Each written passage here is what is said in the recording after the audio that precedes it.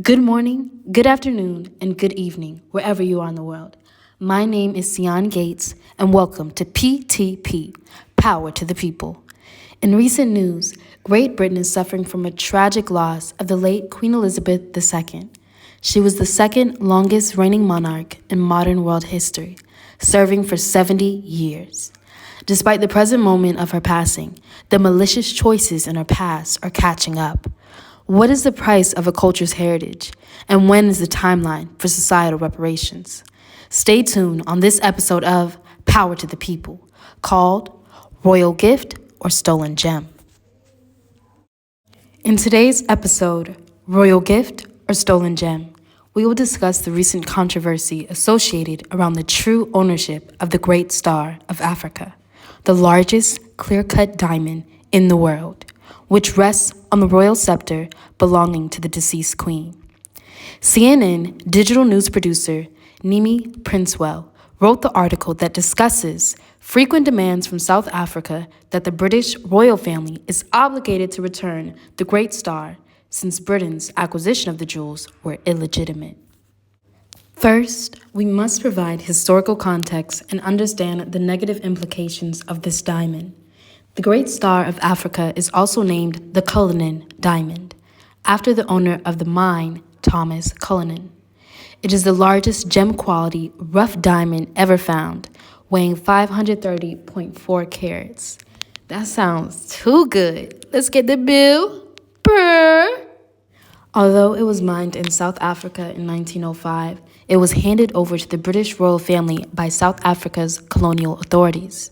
According to the Royal Collection Trust, which oversees the royal collection of the British royal family, the Cullinan diamond was presented to King Edward VII, the British monarch at the time, in 1907, 2 years after its discovery in a private mine in South Africa's old Transvaal province. The Royal Asher sports the British monarchy's claim over the diamond by explaining that the gem was purchased by South Africa's Transvaal government, which was under British rule at the time, and was later presented to King Edward VII as a birthday gift. University of South Africa professor of African politics, Evaristo Banheira, claims colonial transactions are illegitimate and immoral. He continues by arguing receiving a stolen diamond does not exonerate the receiver. The private mining company, the Transvaal government, and the British Empire were part of a larger network of coloniality. Activist Thanduxolo Sabelo argued the minerals of our country and other countries continue to benefit Britain at the expense of our people.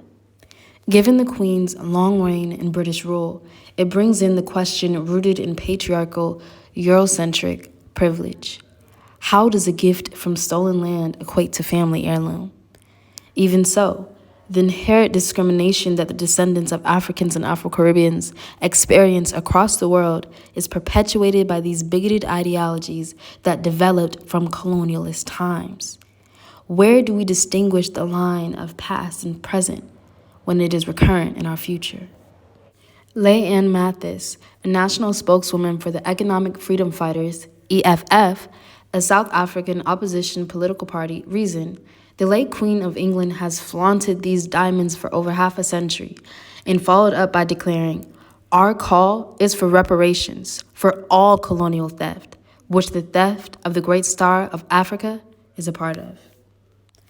Just because a country has regional independence from the sovereign state of Great Britain does not erase the violent tragedies of native populations or the imposed cultural customs of language and religion, or the forcible acquisition of its natural resources.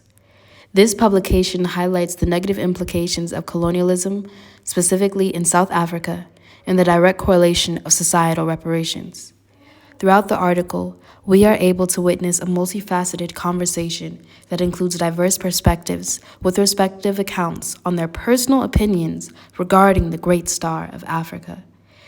It was opened by a controversial question, which still remains unanswered.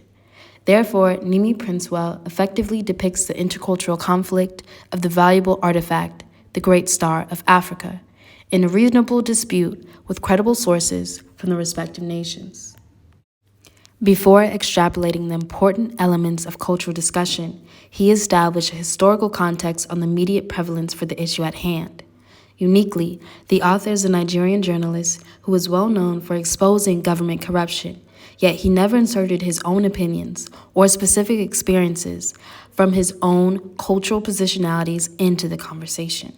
From my perspective, readers are given a nuanced analysis on both historical implications and contemporary points of reflection, but more research should be dedicated to understand how universal the image of British imperial rule has on countless nations. This article successfully addresses the systematic injustices of colonialism and its tumultuous relationship with the royal legacy, a legacy with many secrets of its own. So I ask you, audience, royal gift or stolen gem? My name is Sion G, and thank you so much for tuning in to Power to the People.